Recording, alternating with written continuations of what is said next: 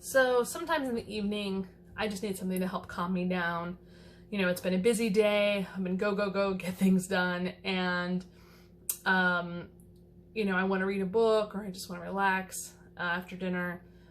And so I'll make a tea, a calming tea, using ingredients I've grown from herbs in the garden over the summer. And I may have to supplement sometimes, but for now I have enough left to be good. So this tea really is meant to help both with soothing the mind as well as a little bit of an uplift. Some of the ingredients in it actually can help with mild depression. And I think that's also related to anxiety and nervousness. And then some of the tea ingredients also help with the digestive system. And I really think that like when you're stressed out, your digestive system is usually stressed out too. And so really helping that whole systemic system, helping that whole process to me just helps me relax. So I'm about to show you my teas and my relaxing tea formula, and it's not super like complicated, and it may be very basic. Some of you may be like, oh, this is old stuff, but here's my process. I hope it can be helpful to some of you. Oh, and one quick thing. I'm not a doctor. Don't take what I'm saying as medicine. And I think one of these things isn't good if you are taking thyroid medicine. So if you are taking thyroid medicine, don't make this tea. Okay. The thing that can interfere with thyroid medicine is lemon balm. The other things that I'm going to mention, as far as I know, they don't have any interactive with any other medicines or are generally safe for anybody. So just wanted to throw that out there. Okay. So here are the main ingredients, or the main things you need to have on hand. One, obviously a teacup. You can also do a teapot if you want. I like to use cups that are lighter in color because then you can kind of see the color of the tea when it changes because it's such a light tone. This is one of my favorite cups, Mepkin Abbey. This is a monastery that I visited, a Catholic Benedictine monastery I visited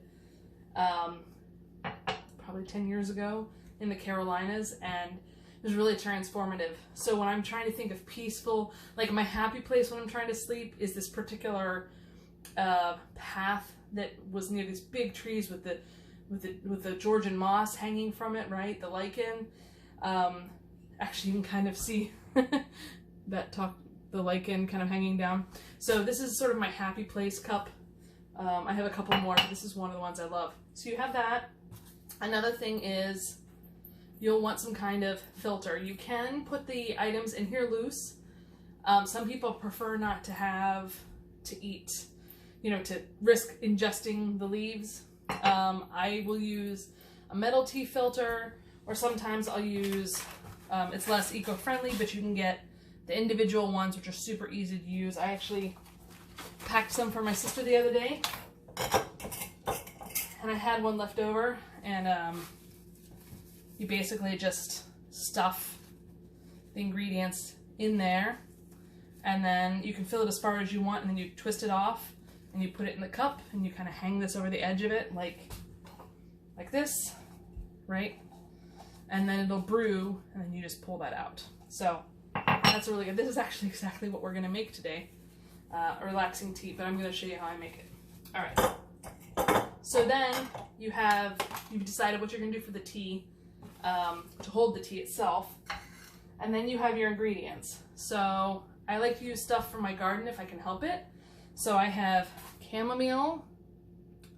See how well you can see that? Try to get it at a good angle. There's not a whole lot in here. It turns out chamomile flowers turn super small when they get small.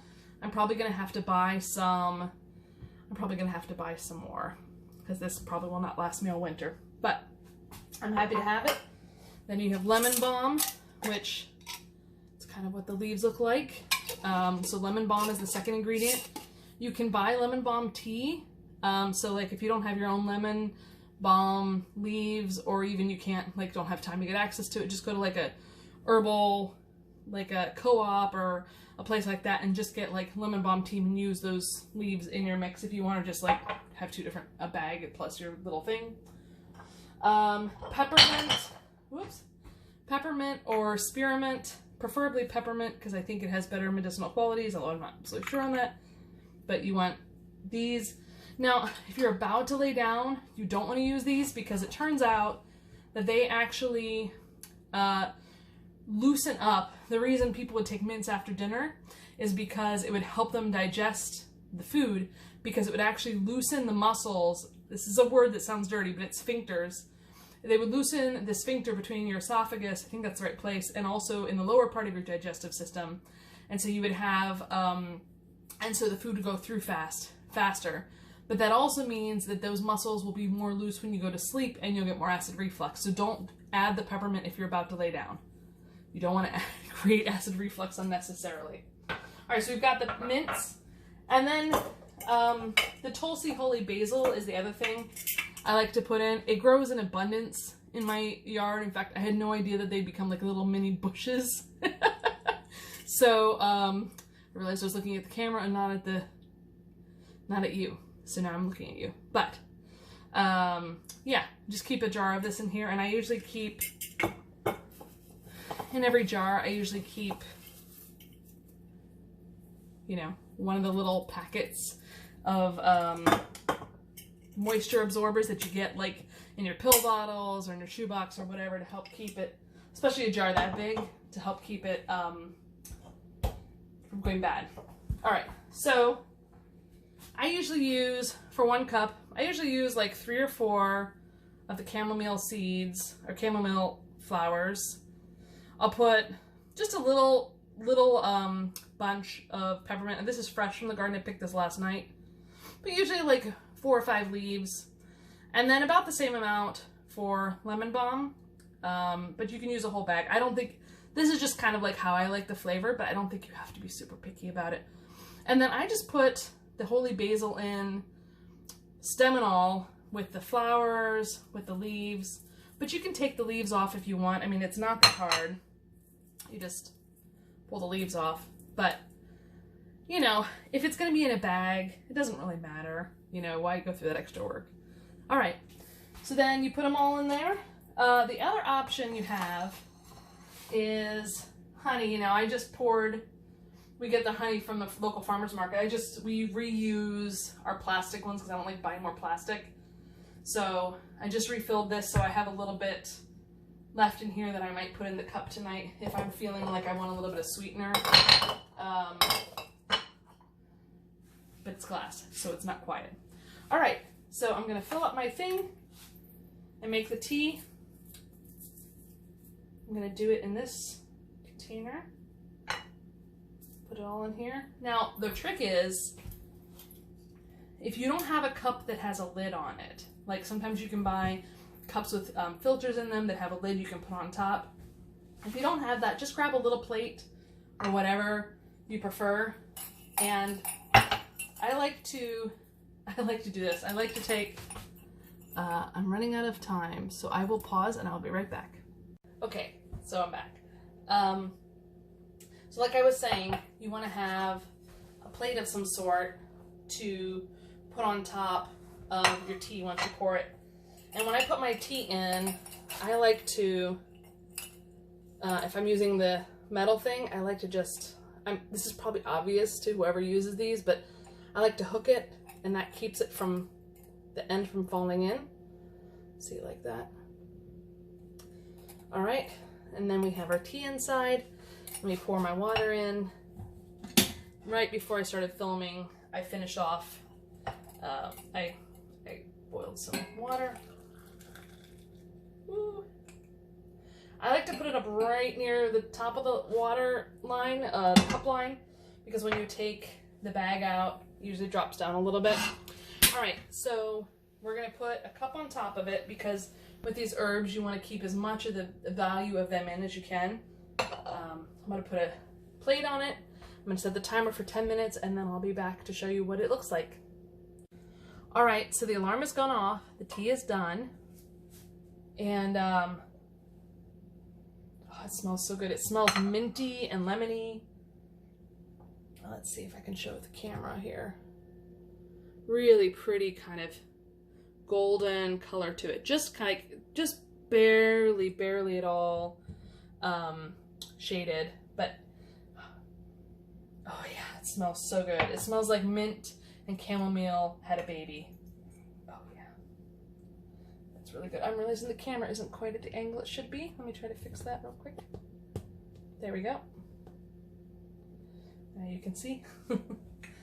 All right, so I've taken that out, put it on a plate, and again, yeah, it looks so nice, right? Look at that beautiful color. And I think I will put a tiny bit of honey in, not very much, because it really doesn't need much. It doesn't actually really need any sugar at all. But honey does have healing properties as well. Now I will, oh yeah, I will mention that of course honey isn't safe for babies, for newborns or anything like that. Also, when you put honey in boiling water, it loses a lot of its medicinal value. So if you're looking to use honey for medicinal purposes, you're almost better letting this tea cool down a little bit, maybe almost room temperature, before you put the honey in to melt. Because if you want like the full qualities of the honey, that's the best value. It probably still does have some value, but for me, it's primarily as a sweetener here. Okay, let me stir this. I use chopsticks as my stirrers because I hate wasting spoons. Let me grab a chopstick, stir it, and taste it, and let you know what I think.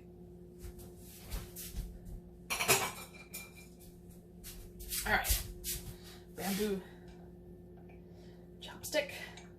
I buy chopsticks like every time I go to the Asian market, so I have more chopsticks than I know what to do with. And my husband and I use them as stirrers. Oh, that's so pretty.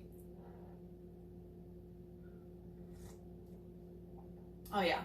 So it tastes slightly of everything. It tastes slightly of chamomile, slightly of mint. You can taste the lemon balm in there.